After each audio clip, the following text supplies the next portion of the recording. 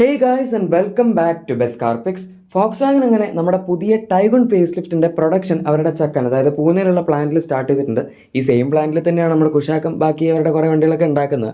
എന്തായാലും ഈ വണ്ടി 2021 ഈ വണ്ടി ലോഞ്ച് ചെയ്തതിന് ശേഷം ഇതിനങ്ങനെ കാര്യമായിട്ടുള്ള അപ്ഡേറ്റ്സ് ഒന്നും കിട്ടിയിട്ടില്ല. ഇടയ്ക്ക് കുറേ സ്പെഷ്യൽ എഡിഷനും പിന്നെ ഡി ക്രോം ഇല്ലാത്ത വെർഷൻ, ക്രോമുള്ള വെർഷൻ, GT ലൈൻ അങ്ങനത്തെ സാധനങ്ങളൊക്കെ വന്നിട്ടുണ്ട്. പക്ഷേ മെയിൻ വണ്ടിയിൽ ഇപ്പോഴാണ് ഒരു മേജർ ഫേസ് ലിഫ്റ്റ് വരുന്നത്, ഏകദേശം 5 വർഷത്തിന് ശേഷം. സോ അവരിപ്പോൾ പ്രൊഡക്ഷൻ സ്റ്റാർട്ട് ചെയ്തതിൻ്റെ ഭാഗമായിട്ട് ജസ്റ്റ് വണ്ടി ഒന്ന് റിവീൽ ചെയ്തിട്ടുണ്ട്. ഒറിജിനൽ റിവീൽ ഈ സമയത്തല്ല, ഏപ്രിൽ 9-നാണ് വരാൻ പോകുന്നത്. അതുകൊണ്ട് നമുക്കിപ്പം ഒരുപാട് ഡീറ്റെയിൽസ് ഇല്ല. പക്ഷെ എന്നാലും എക്സ്റ്റീരിയർ ഡിസൈൻ ഫ്രണ്ടും സൈഡും ഒക്കെ അവർ കാണിച്ചിട്ടുണ്ട്. നമുക്ക് ബാക്കിലത്തെ ഇമേജ് ഇപ്പോഴും അവൈലബിൾ അല്ല, പക്ഷേ ഞാൻ ഈ വീഡിയോയിൽ ജസ്റ്റ് നിങ്ങൾക്ക് കാണിച്ചു തരാം വണ്ടി. നമുക്ക് ആദ്യം പുതിയ ടൈഗൺ GT നോക്കാം. അവർ വണ്ടി ആദ്യം ഇറക്കിയ സമയത്ത് ഒരുപാട് ക്രോം ഉണ്ടായിരുന്നു 2021. അതിപ്പോൾ GT ആണെങ്കിലും എന്താണെങ്കിലും. ഇപ്പോൾ പക്ഷേ എന്തായാലും GT ഓർ GT ലൈൻ ഏത് വണ്ടി എടുത്താലും നമുക്ക് ക്രോം ഇല്ല. ഇടയ്ക്ക് വെച്ചൊരു അപ്ഡേറ്റിൽ ഒരു GT ലൈനിൽ ക്രോമെല്ലാം എടുത്ത് കളഞ്ഞാൽ ഫുൾ ഡി ക്രോം ഇതിൽ ലുക്ക് കിട്ടിയതാണ്. പക്ഷേ ഇതിനകത്ത് ഇപ്പോൾ ബമ്പറിൻ്റെ ഡിസൈൻ അവർ കൊടുത്തിരിക്കുന്നത് തന്നെ ആ ഒരു ബ്ലാക്ക് എലമെൻറ്റ് മൊത്തം ഗ്ലോസി ട്രീറ്റ്മെൻറ്റിലാണ് വരുന്നത്. സോ അത് കാണാൻ അത്യാവശ്യം രസമുണ്ട്. ആൻഡ് നമുക്ക് മെയിനായിട്ട് വ്യത്യാസം വരുന്ന ഹെഡ്ലാമ്പ്സിൻ്റെ കാര്യത്തിലാണ്. അത് നിങ്ങൾ കണ്ടിട്ടുണ്ടായിരിക്കും. നമുക്ക് നേരത്തെ കുറച്ച് വലിയ ബൾക്കി ആയിട്ടുള്ള ഹെഡ്ലാമ്പ്സ് ആയിരുന്നു ഇതിനകത്ത് ഉണ്ടായിരുന്നത്. ഇപ്പോൾ പക്ഷേ അത് നല്ല സ്ലിം ആയിട്ടുള്ളൊരു ഡിസൈനിലേക്ക് മാറ്റിയിട്ടുണ്ട്. നമുക്കിപ്പോൾ ഇവിടെ തന്നെ വന്ന പുതിയ ടയറോണുമായിട്ടൊക്കെ നല്ല ഇൻസ്പിറേഷൻ ഉള്ളൊരു ഹെഡ്ലാമ്പ്സിൻ്റെ ഡിസൈനാണ് വന്നിരിക്കുന്നത്. അത് കണക്ട് ചെയ്യുന്ന ഒരു അതായത് ഡേ ടൈം റണ്ണിംഗ് ലൈറ്റും അവർ നടുവിൽ കൊടുത്തിട്ടുണ്ട്. അതും കാണാൻ രസമുണ്ട്. നമുക്ക് ഇലൂമിനേറ്റഡ് ആയിട്ടുള്ള ഫോക്സ്വാഗൻ ലോഗോയും ഇതിനകത്ത് കിട്ടുന്നുണ്ട്. ഇനി GT ലൈൻ അല്ലാത്ത നോർമൽ വണ്ടി എടുക്കുകയാണെങ്കിൽ നമുക്ക് അതിൻ്റെ ടോപ്പ് എൻഡിൽ ബമ്പറിൽ ചെറിയൊരു ക്രോം എലമെൻറ്റ് കാണാം. പക്ഷേ അതല്ലാതെ വേറെ എവിടെയില്ല. മറ്റേതിനകത്ത് കുറച്ച് എക്സ്ട്രാ ക്രോം ആയിരുന്നു പണ്ടത്തെ വണ്ടിയിൽ. ഇപ്പോൾ വളരെ സട്ടിലായിട്ടുള്ള കുറച്ച് ക്രോം എലമെൻറ്റ്സ് മാത്രമേ കൊടുത്തിട്ടുള്ളൂ. ആൻഡ് ഈ ഇലൂമിനേറ്റഡ് ഫോക്സ്വാഗൻ ലോഗോയും നമുക്ക് അവരുടെ ടയറോൺ ആയിക്കോട്ടെ, പുതിയ ഗോൾഫിൻ്റെ മറ്റേ GT ആയിക്കോട്ടെ, അതിൻ്റെ അകത്തൊക്കെ കിട്ടുന്ന അതേ ഒരു ഡിസൈനാണ്. വണ്ടി കാണുമ്പോൾ എന്തായാലും ഫ്രണ്ടിൽ നിന്ന് പഴയ വണ്ടിയായിട്ട് കുറച്ചൊക്കെ ഡിഫറൻസ് തോന്നുന്നുണ്ട്. ഭയങ്കര ഒരു റെവല്യൂഷണറി ചേഞ്ച് എന്ന് പറയാൻ പറ്റില്ല, പക്ഷെ എന്നാലും കുറച്ചൊക്കെ ഒരു റെവല്യൂഷണറി ചേഞ്ച് പോലെ തന്നെയാണ് അവർ ഇതിനകത്ത് കൊടുത്തിരിക്കുന്നത്. സൈഡ് ഡിസൈൻ അഗൈൻ നിങ്ങൾക്ക് കാണാം. നമുക്ക് ഇതിനകത്ത് അലോയ് വീൽസ് മാറിയിട്ടുണ്ട്. ഈ വണ്ടിയിൽ നമുക്ക് കിട്ടുന്നത് ഒരു dual tone 17-inch alloy wheels ആണ്. അതിൻ്റെ ഡിസൈൻ ഡെഫിനറ്റ്ലി മറ്റു വെച്ച് കമ്പയർ ചെയ്യുമ്പോൾ മാറ്റമുണ്ട്. പക്ഷേ 18 ഒന്നും കൊടുത്തിട്ടില്ല, 17 തന്നെ നിർത്തി. ആൻഡ് ഇതിൻ്റെ അകത്ത് നമ്മൾ കുശാക്കിൽ പറഞ്ഞ പോലെ തന്നെ 360-degree ക്യാമറയൊന്നും ഇല്ല, കാരണം അതിൻ്റെ കട്ടൗട്ട് അവൈലബിൾ അല്ല. പിന്നെ ഡീലർഷിപ്പ് ആക്സസറി ആയിട്ട് അവർ പലപ്പോഴും ഈ ഒരു സംഭവം 360-degree ക്യാമറ ചെയ്ത് കൊടുക്കാറുണ്ട്. അതുകൊണ്ട് ചില വണ്ടികളൊക്കെ നിങ്ങളിപ്പോൾ ആ ഒരു ബൾജിങ് കണ്ടിട്ടുണ്ടായിരിക്കും മിററിൽ. എനിവേ നമ്മുടെ GT ലൈൻ്റെ സൈഡ് മറ്റേ വീൽസ് എടുക്കുകയാണെങ്കിൽ അത് നേരത്തെ നോർമൽ വണ്ടിയിലുള്ള സെയിം വീൽസ് തന്നെയാണ്. ഡിസൈനിൽ വലിയ വ്യത്യാസമൊന്നുമില്ല, പക്ഷേ ഒരു ഫുൾ ബ്ലാക്ക് ട്രീറ്റ്മെൻറ്റിലാണ് അവരിത് കൊടുത്തിരിക്കുന്നത്. എനിക്ക് പേഴ്സണലി ഈ വീൽസ് കാണാൻ അത്ര ഇഷ്ടപ്പെട്ടില്ല. ഓവറോൾ വണ്ടിയുടെ ഡിസൈനിൽ എനിക്ക് കുറ്റം പറയാനില്ല കേട്ടോ. സാധാരണ എല്ലാവരും പുതിയ വണ്ടി വരുമ്പം പഴയ വണ്ടിയായിരുന്നു നല്ലത് എന്നുള്ള രീതിയിൽ പറയാറുണ്ട്. എനിക്ക് ഇതിൻ്റെ കാര്യത്തിൽ അങ്ങനെയൊന്നും തോന്നുന്നില്ല. ആകെപ്പാടെ GT മോഡലിൻ്റെ വീൽസ് മാത്രം ഫുൾ ബ്ലാക്ക് ആക്കിയപ്പോൾ കാണാൻ ഒത്തിരി വിയേർഡായിട്ടുണ്ട്. വീൽ കവർ വെച്ച ഒരു ലുക്ക് പോലെയാണ് പെട്ടെന്ന് കണ്ടപ്പോൾ എനിക്ക് തോന്നിയത്. ഇനി പക്ഷേ നോർമൽ വണ്ടിയുടെ വീൽസും അങ്ങനെ വലിയ പ്രശ്നം എനിക്ക് തോന്നുന്നില്ല, അതായത് ഇതിൻ്റെ തന്നെ ഡ്യുവൽ ടോൺ. ഇനി നമുക്ക് കുശാക്കിൽ വന്ന പോലെ തന്നെ ഇതിൻ്റെ 1.5 ഓട്ടോമാറ്റിക് വേരിയൻസ് ഓട്ടോമാറ്റിക് ഉണ്ടാവുള്ളൂ.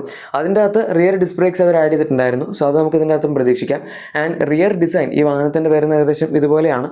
നമുക്ക് ബാക്കിലും ഇലൂമിനേറ്റഡ് ലോഗോ എക്സ്പെക്റ്റ് ചെയ്യുന്നുണ്ട്, കാരണം അവർ ഇതിനു മുന്നേ ക്യാമഫ്ലാജ് ചെയ്ത വണ്ടിക്കകത്ത് അത് മാത്രമേ കവർ ചെയ്തിട്ടുണ്ടായിരുന്നുള്ളൂ. അതല്ലാതെ നമുക്ക് ടെയിൽ ലാംപ്സിൻ്റെ അകത്ത് ഇൻസേർട്സിൽ കുറച്ച് വ്യത്യാസം പറയാം. Overall rear design almost similar ആണ്. അവരങ്ങനെ കാര്യമായിട്ട് ഇതിൻ്റെ അകത്തൊന്നും മാറ്റിയിട്ടില്ല.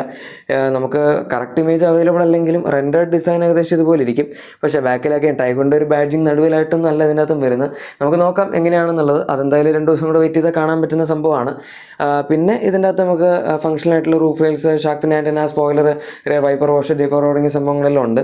അവർ കുശാക്കിൽ മാറ്റാത്ത പോലെ തന്നെ ഈ വണ്ടിയുടെ ബാക്കിലത്തെ ഒരു വൈപ്പറിൻ്റെ മൊത്തത്തിലുള്ളൊരു സിലുവേറ്റ് മാറ്റിയിട്ടില്ല. ഇച്ചിരി ചീപ്പ് ഫീലിംഗ് വൈപ്പേഴ്സ് തന്നെയാണ് ഈ വണ്ടിയിലും കൊടുത്തിരിക്കുന്നത്. സോ ഗൈസ്, ഇതാണ് നമുക്ക് എക്സ്റ്റീരിയർ ഡിസൈൻ്റെ കാര്യത്തിൽ പറയാൻ പറ്റുന്നത്.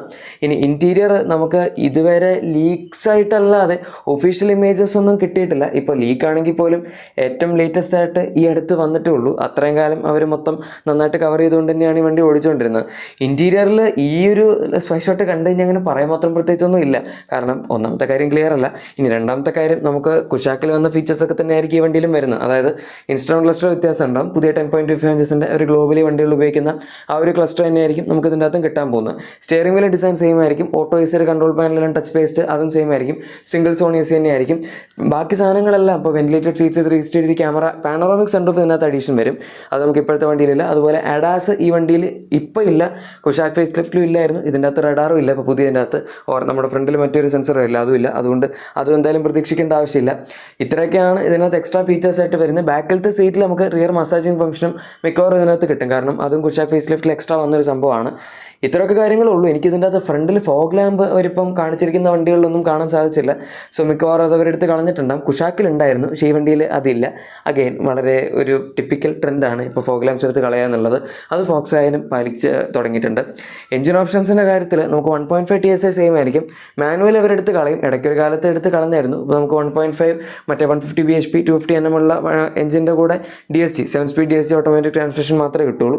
1 ലിറ്ററിനകത്ത് ആക്ച്വലി വ്യത്യാസമുണ്ട്. എഞ്ചിൻ്റെ പവറും കാര്യങ്ങളൊക്കെ സെയിം ആണ്. 115 PS 178 Nm ടോർക്കും 6 സ്പീഡ് മാനുവലും. പക്ഷേ ഓട്ടോമാറ്റിക് വരുന്ന 8 സ്പീഡ് AC എക്സോസ്റ്റ് ആയിട്ടുള്ളൊരു ടോർക്ക് കൺവേർട്ടർ യൂണിറ്റ് ആണ്. നമുക്ക് നേരത്തെ 6 സ്പീഡ് ആയിരുന്നു. ടെക്നിക്കലി ഇതിൻ്റെ അകത്ത് RPM അവർക്ക് വേണമെങ്കിൽ 8ാമത്തെ ഗിയറിൽ 100-ലൊക്കെ ക്രൂസ് ചെയ്യുമ്പോൾ കുറച്ച് താഴ്ത്തി വെക്കാമായിരുന്നു. പക്ഷേ അങ്ങനെ RPM-ൽ വലിയ ഫ്ലക്ച്വേഷൻ വന്നിട്ടില്ല. നമ്മളിപ്പോഴും 100-ൽ പോകുമ്പോൾ ക്രൂസിങ് RPM 2000 റേഞ്ചിൽ തന്നെയാണ് നിൽക്കുന്നത്.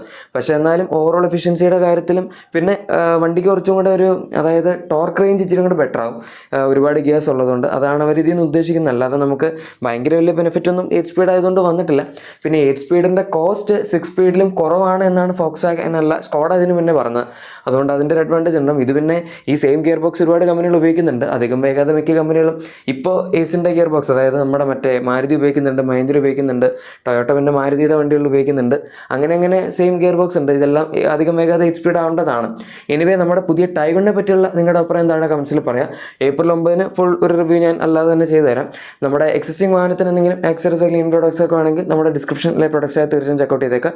വീഡിയോ ഇഷ്ടപ്പെട്ടെങ്കിൽ ഉറപ്പായിട്ടും ലൈക്കും സബ്സ്ക്രൈബും ഷെയർ ഒക്കെ ചെയ്ത് നമ്മൾ സപ്പോർട്ട് ചെയ്യാനും മറക്കണ്ട. നമുക്ക് മറ്റൊരു വീഡിയോയിൽ കാണാം. അതുവരെ thank you for watching my video and good bye.